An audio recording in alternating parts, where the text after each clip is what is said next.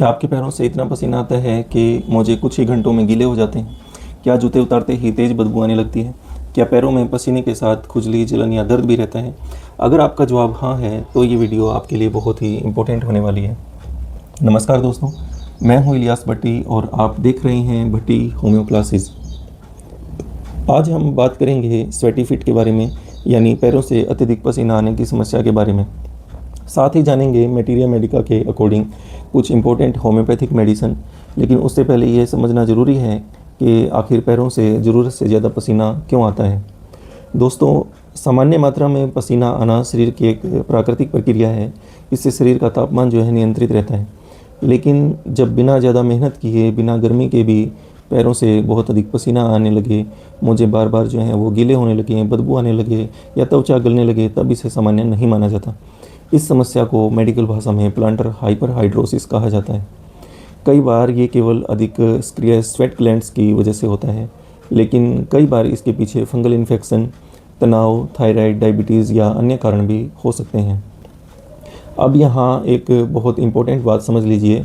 Homeopathic में केवल ये देखकर दवा नहीं दी जाती कि मरीज़ के पैरों में पसीना आ रहा है, बल्कि ये देखा जाता है कि पसीना कैसा है, क्या उसमें बदबू है, क्या जलन भी है, क्या खुजली है, क्या दर्द है, किस समय ज़्यादा आता है, गर्मी में बढ़ता है या घटता है, सर्दी में बढ़ता है या घटता है। यही छोटी छोटी बातें सही दवा तक हमें पहुंचाती हैं। चलो बात करते हैं लक्षणों के आधार पर दवाओं के बारे में। मान लीजिए एक मरीज़ आपके पास आता है और कहता है कि डॉक्टर साहब, मेरे पैरों में बहुत ज़्यादा पसीना आता है, लेकिन असली परेशानी पसीना नहीं, बल्कि असली परेशानी पसीने के साथ साथ तलवों में दर्द का होना है। कभी कभी ऐसा लगता है जैसे तलवे जल रहे हों और चलने में भी परेशानी होती है। अगर मरीज़ की पूरी तस्वीर ऐसी हो तो मटेरिया मेडिका में पेट्रोलियम 30 पर विचार किया जा सकता है। ऐसे मरीजों में कई बार त्वचा जो है बहुत रूखी होती है और सर्दियों में एड़ियाँ फटने की प्रवृत्ति जो है मिल सकती है। चलो अब दूसरा मरीज आता है, वो कहता है कि डॉक्टर साहब, मेरे पैरों से इतनी बदबू आती है कि जूते उतारने में जो है मुझे शर्म आती है। मोजे हमेशा गीले रहते हैं, चाहे गर्मी हो या सर्दी हो, तलवों में जो है नमी बनी रहती है। अगर पसीना बदबू भरा हो और तलवों से लगातार नमी बनी रहे तो साइलेसिया 30 एक इम्पोर्टेंट मेडिसिन जो है मानी जाती है। ऐसे मरीज़ अक्सर ठंड जल्दी महसूस करते हैं और शरीर की प्रतिरोधक क्षमता भी जो है कमज़ोर हो सकती है ऐसे मरीजों की। अब एक तीसरा मरीज़ आता है। तीसरा मरीज़ कहता है कि डॉक्टर साहब, पसीने से ज़्यादा मुझे खुजली परेशान करती है। तलवों में इतनी जलन होती है कि बार बार पैर ठंडी जगह पर रखने का मन करता है। अगर पैरों के पसीने के साथ साथ खुजली, गर्मी और जलन की शिकायत मेन हो तो मटेरिया मेडिका में सल्फ़र पर विचार किया जाता है। सल्फ़र के मरीजों में अक्सर स्किन डिजीज़ जो है प्रॉब्लम्स ज़्यादा देखने को मिलती हैं।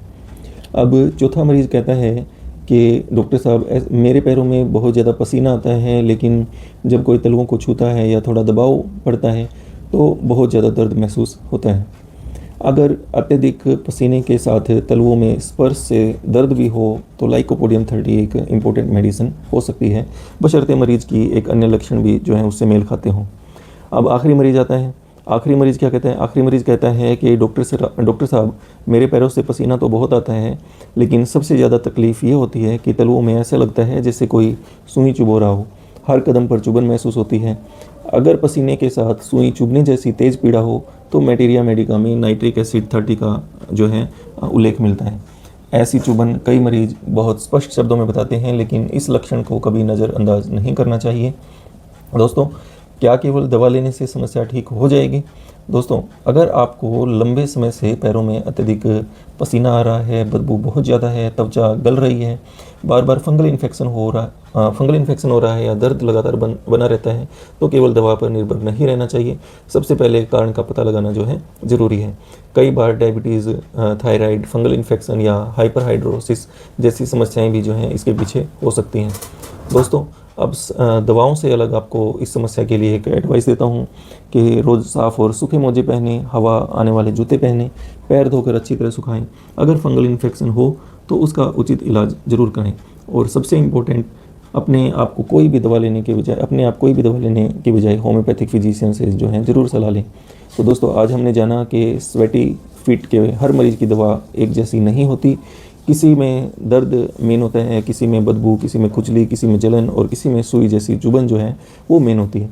यही सिम्टम्स सही होम्योपैथिक दवा चुनने में इम्पोर्टेंट रोल प्ले करते हैं।